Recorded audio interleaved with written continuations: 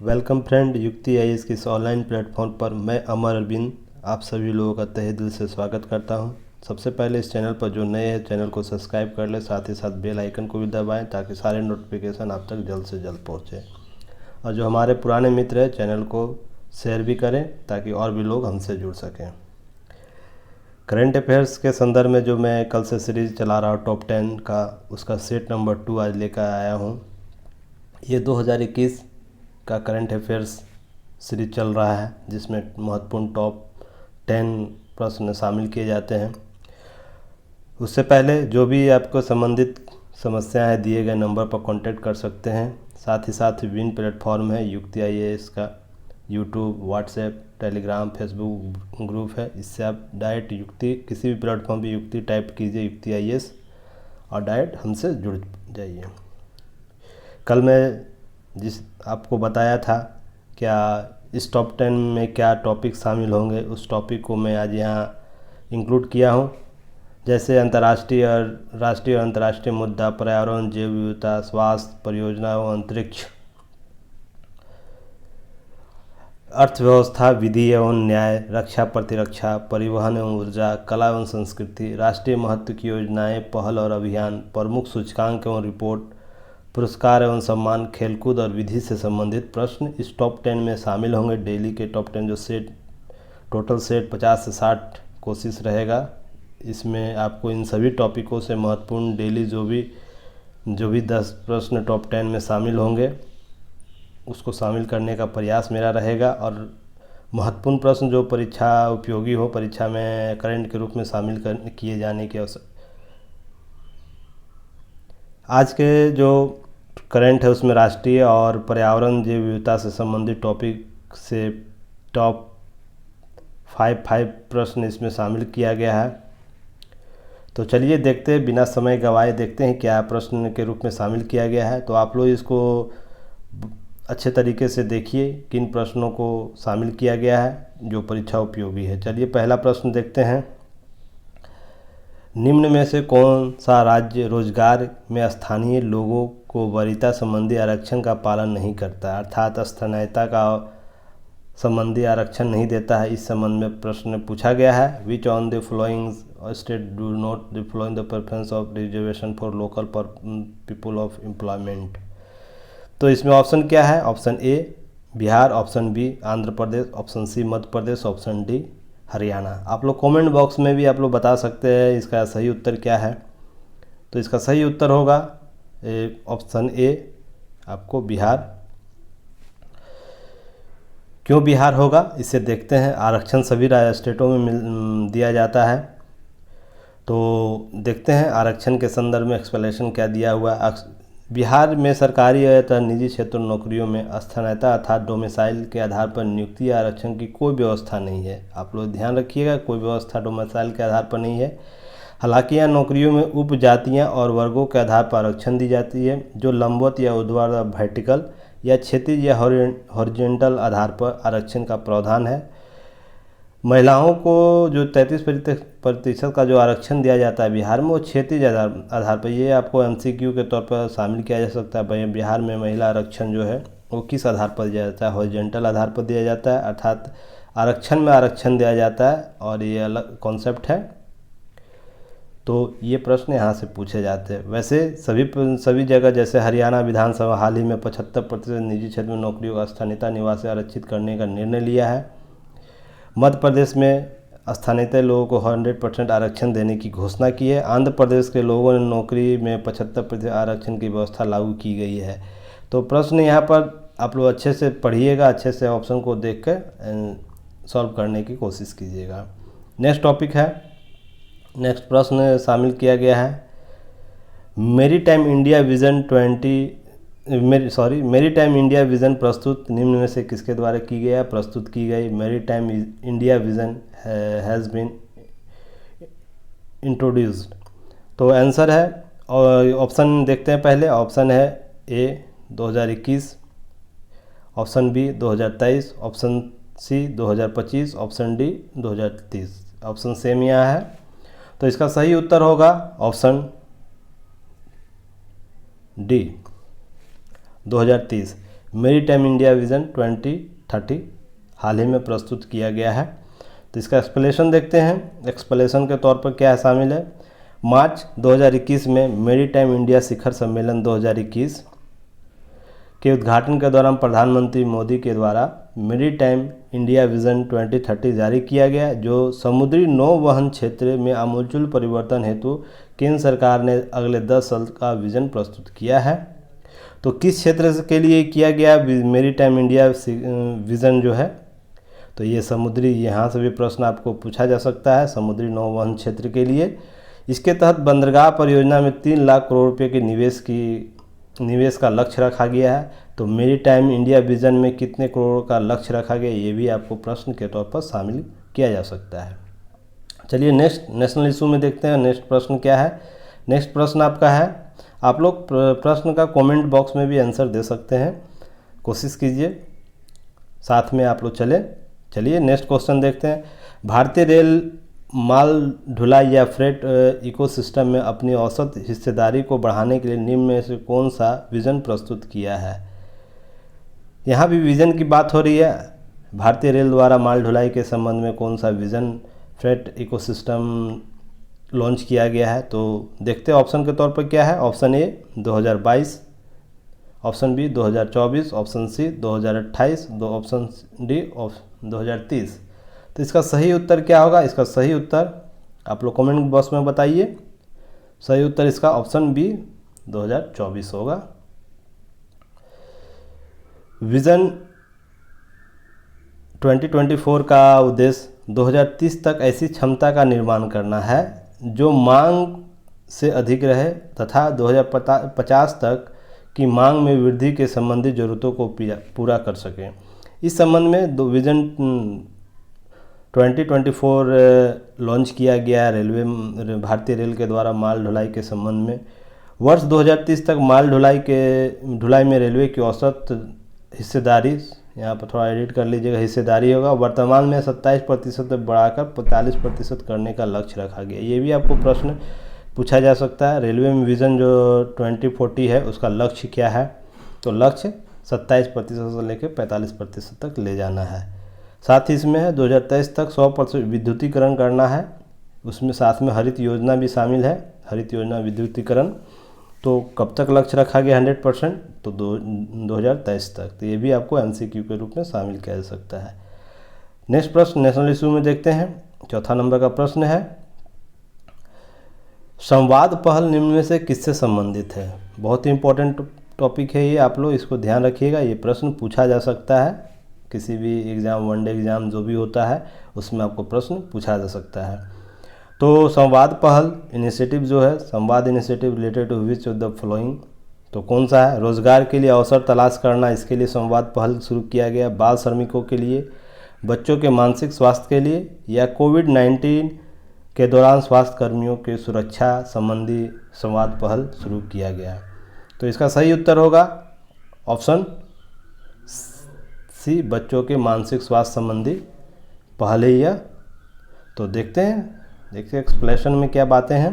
तो एक्सप्लेनेशन में देखिए, केंद्र सरकार की संवाद पहल के तहत विशेष रूप से संकट और कमज़ोर परिस्थितियों में रह रहे बच्चों के मानसिक स्वास्थ्य की सुरक्षा के लिए 28 राज्यों के लगभग 41,000 अधिक से कर्मियों को प्रशिक्षित किया गया है। इसकी नोडल एजेंसी कौन है। नोडल एजेंसी से संबंधित प्रश्न इससे पूछ सकता है। संवाद पहल का नोडल एजेंसी कौन है। तो महिला बाल विकास मंत्रालय और national institute of mental and health and neuro science Bengaluru इसका नोडल एजेंसी है। संवाद का फुल फॉर्म भी प्रश्न में पूछा जा सकता है, क्योंकि बहुत से प्रश्नों में किसी भी शॉर्ट टॉपिक का, जैसे शॉर्ट टर्म होता है, उसका प्रश्न पूछ लिया जाता है फुल फॉर्म उसका। तो ये भी है, support advocacy and mental health innovations for the children and protein vulnerable disease के संबंध में आपको यहाँ फुल फॉर्म है। नेक्स्ट क्वेश्चन है, देखते हैं नेक्स्ट क्वेश्चन क्या है। नेक्स्ट क्वेश्चन, एक मुट्ठी चावल संग्रह अभियान निम्न में से किस राज्य से संबंधित है।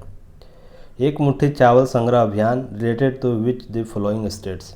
पहला है आंध्र प्रदेश, ऑप्शन बी है Orissa, option C Bihar, option D Paschim Bangal. तो आप लोग कमेंट में बताइए कौन सा ऑप्शन होगा। तो ऑप्शन इसका ऑप्शन डी होगा, पश्चिम बंगाल से संबंधित रिलेटेड है। तो जनवरी 2021 में भाजपा के जो अध्यक्ष हैं जेपी नड्डा ने पश्चिम बंगाल में एक मुट्ठी चावल संग्रह अभियान की शुरुआत की। क्यों किया गया? इसके लिए पश्चिम बंगाल के 73 लाख किसानों तक सीधा संपर्क स्थापित करने और उनकी समस्याओं को जानना था, और साथ ही साथ नए कृषि कानून जो आए हैं 3 नए कृषि कानून से संबंधित, उस पर उनके बारे में सकारात्मक बातें से अवगत करानी थी। साथ ही साथ जो विधानसभा चुनाव थे पश्चिम बंगाल में था, उससे रणनीतिक बढ़ोतरी लेने का ये इस संबंध में ये एक मुट्ठी चावल संग्रह अभियान चलाया गया। नेक्स्ट क्वेश्चन आपको पर्यावरण और जैव विविधता या इन्वायरमेंट या बायोडाइवर्सिटी से लिया गया है। चलिए नेक्स्ट क्वेश्चन देखते हैं। ये बहुत ही महत्वपूर्ण टॉपिक है, क्योंकि यहाँ से प्रश्न बार बार आप लोगों को पूछा जाता है, प्रश्न को यहाँ से। यास नामक, देखते हैं नेक्स्ट क्वेश्चन में क्या है। यास नामक उष्णकटिबंधीय चक्रवात का नामकरण इनमें से किस देश द्वारा किया गया है?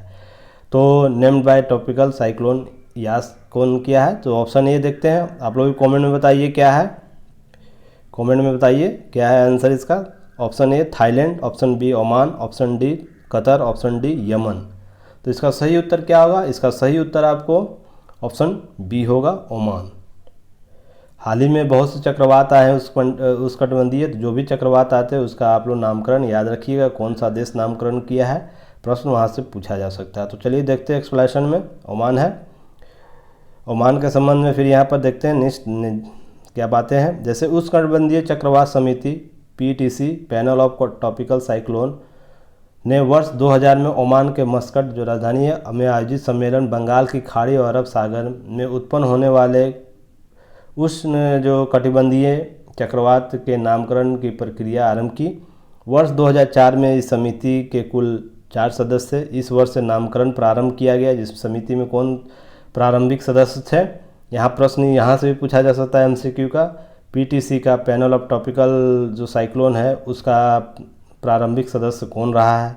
तो उसमें बांग्लादेश, भारत, मालदीव, म्यांमार, ओमान, पाकिस्तान, श्रीलंका और थाईलैंड था। कुल 8 सदस्य थे। वर्तमान में अभी इसके कुल 13 सदस्य हो गए हैं। तो वर्तमान में और कौन सदस्य जुड़े हैं? तो ईरान है, कतर है, सऊदी अरब, संयुक्त अरब अमीरात और यमन। तो आप यहाँ से देख सकते हैं कुल 13 सदस्यों में से कोई भी सदस्य का नाम पूछ सकता है। इस पैनल की सूची में चक्रवातों के नाम में कुल सेट कितना होता है? 169 है, यानी प्रत्येक देश 13-13 नाम के सेट देते हैं, जिससे यह 169 सेट बनता है। पूरे इसमें दिया हुआ है, इस जूम करके आप लोग देख लीजिएगा यहाँ पर अच्छे से कि बांग्लादेश ने किस नाम का सुझाव दिया है, इंडिया ने किस नाम का सुझाव दिया है, Myanmar, Maldives, Iran, Pakistan, Qatar, Sri Lanka, Saudi Arab, संयुक्त अरब अमीरात, यमन, थाईलैंड। तो महत्वपूर्ण जो होगा, जो हाल में चर्चा में होगा, तो आप लोग यहाँ से लिस्ट में देखिएगा, सारे का यहाँ दे दिया गया है। आप लोग बेहतर तरीके से इसे कर लीजिएगा, नोट डाउन कर लीजिएगा। इससे इनफ ज़्यादा इस टॉपिक से प्रश्न नहीं पूछा जा सकता है। नेक्स्ट टॉपिक देखते हैं क्या नेक्स्ट क्वेश्चन है। नेक्स्ट क्वेश्चन है 7वां क्वेश्चन है, डीप ओशन मिशन संबंधित डिजिटल ओशन की शुरुआत निम्न में से किसके द्वारा शुरू की गई है?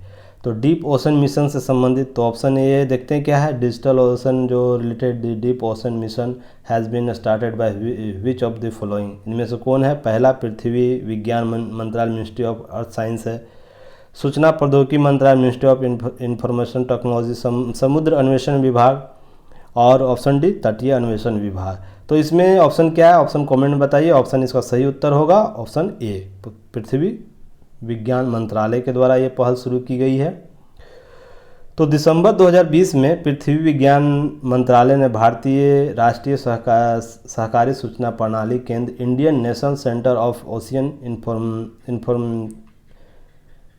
इंफॉर्मेशन सर्विस INCOIS द्वारा विकसित एक वेब आधारित एप्लीकेशन डिजिटल ओशन की शुरुआत की है। यह अपनी तरह का पहला डिजिटल प्लेटफॉर्म है। तो पहला डिजिटल प्लेटफॉर्म क्या है, ये भी प्रश्न आपको पूछ सकता है। तो डीप ओशन मिशन की शुरुआत 2018 में की गई थी, और इसका नोडल एजेंसी कौन है? पृथ्वी विज्ञान मंत्रालय है। नेक्स्ट क्वेश्चन देखते हैं। नेक्स्ट क्वेश्चन आपको है, नेक्स्ट क्वेश्चन है विश्व आर्द्र भूमि 2020 का थीम निम्न में से क्या था। ये भी इम्पोर्टेंट टॉपिक है, इसे आप लोग अच्छे तरीके से देखिएगा। विच of the following was the theme of world wetlands 2020। तो ऑप्शन देखते हैं। पहला है धारणीय शहर भविष्य हेतु, आर्द्र भूमि और जलवायु, आर्द्र भूमि और जैव विविधता ऑप्शन सी, ऑप्शन डी आर्द्र भूमि और धारणीय विकास।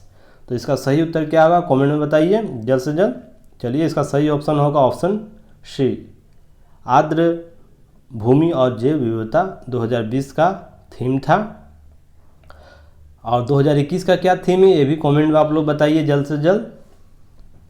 तो नेक्स्ट देखते हैं इसका एक्सप्लेनेशन क्या है। एक्सप्लेनेशन के तौर पर आर्द्र भूमि के महत्व के बारे में जागरूकता पैदा करने के लिए, एक सेकेंड, हाँ, आर्द्र भूमि के महत्व के बारे में जागरूकता पैदा करने के लिए 2 फरवरी को प्रत्येक वर्ष विश्व आर्द्र भूमि दिवस मनाया जाता है। तो किस दिन मनाया जाता है ये भी आपको भी MCQ में शामिल किया जा सकता है। नेक्स्ट है विश्व आर्द्र भूमि दिवस 2021 का थीम क्या है। वेटलैंड्स एंड वाटर, ये है थीम 2021 का। 2020 का आपको आर्द्र भूमि और जैव विविधता है। तो आप लोग ध्यान रखिएगा, इसको लोगों से पुनर्स्थापित करने की या जागरूकता करने के लिए थीम रखा जाता है। विश्व आर्द्र भूमि 2020 का थीम क्या है, आर्द्र भूमि और जैव विविधता। और 19 का क्या थीम था ये भी देख लीजिएगा, आर्द्र भूमि और जलवायु। तो ऑप्शन बी इसमें 2019 का था, 2020 का ये था। 2019 का ये आपको ऑप्शन बी में जो दिया हुआ, ऑप्शन सी में 2020 का था। और 2021 में थीम था वेटलैंड्स एंड वाटर। तो चलिए नेक्स्ट क्वेश्चन देखते हैं। 9वां क्वेश्चन जैव विविधता से संबंधित। चलिए, once in a century crisis नामक रिपोर्ट निम्न में से किसके द्वारा जारी की गई। इस प्रकार का जो भी रिपोर्ट आता है आप लोग अच्छे तरीके से जैव विविधता के संबंध में जो रिपोर्ट आता है उसे बहुत अच्छे तरीके से कीजिएगा। प्रश्न जब भी ये सब रिपोर्ट आता है प्रश्न में शामिल किया जाता है। तो पहला है ऑप्शन ए international energy agency IEA, world bank, फिर ऑप्शन सी UNFCCC CCC जिसे बोला जाता है, और तीसरा वर्ल्ड लाइफ प्रोग्राम। तो ये किनके द्वारा किया गया। Who among the following has related the report title Once in a Century Crisis। तो इसका सही उत्तर होगा option A international energy agency के द्वारा। तो क्या दिया गया, किस संबंध में दिया गया देखते हैं।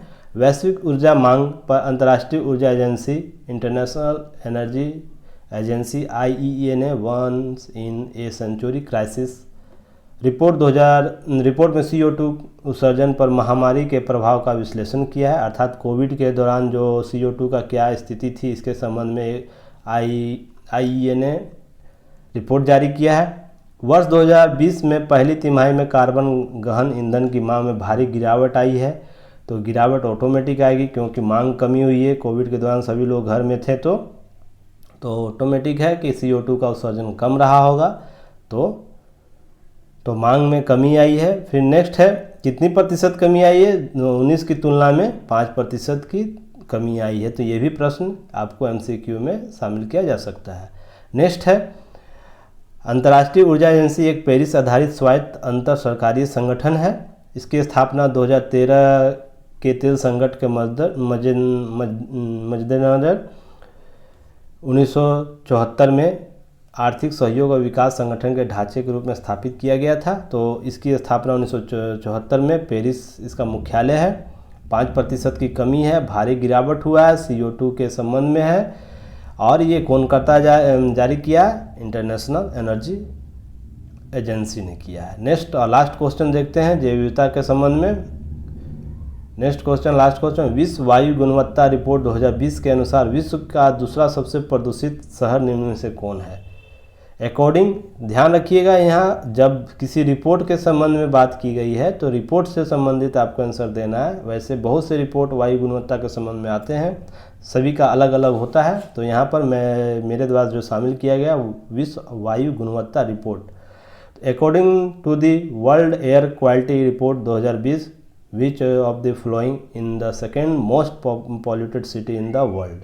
तो पहला देखते हैं होतांग, चीन में जो है, चीन का एक शहर है, दूसरा है Ghaziabad, option C Bulandshahr, option D Noida. तो आप लोग कमेंट में बताइए कौन सा है ऑप्शन। इसका सही ऑप्शन क्या होगा? ऑप्शन इसका बी होगा। सेकेंड पूछ रहा है तो गाज़ियाबाद है इसका सही उत्तर। होतान पहला है। तो देखते हैं इसका एक्सप्लेनेशन में क्या दिया हुआ है। मार्च 2021 में एयर क्वालिटी एयर के द्वारा दिया गया है रिपोर्ट जो प्रस्तुत किया गया, विश्व वायु गुणवत्ता रिपोर्ट 2020। वैश्विक शहरों की रैंकिंग में 106 देशों को शामिल किया गया, जिसमें PM 2.5 डाटा का एनालिसिस किया गया। तो यहाँ भी MCQ में शामिल किया जा सकता है। इस रिपोर्ट में किसको आधार बनाया गया है? भारत दुनिया भर के शीर्ष 30 सबसे प्रदूषित शहरों में से 22 शहरों के साथ सबसे प्रदूषित शहरों की रैंकिंग में सबसे ऊपर है। तो यहाँ पर ध्यान देने वाले यह है जो टॉप 30 जो शहर है, पॉल्यूटेड शहर है, उसमें 22 आपको भारत के ही हैं। तो यहाँ पर इस रिपोर्ट के अनुसार, और भी रिपोर्ट आते हैं उसके अलग अलग होंगे। तो देखते हैं चीन का होतान जो शहर है, शहर के बाद गाजियाबाद दुनिया का दूसरा सबसे प्रदूषित शहर है।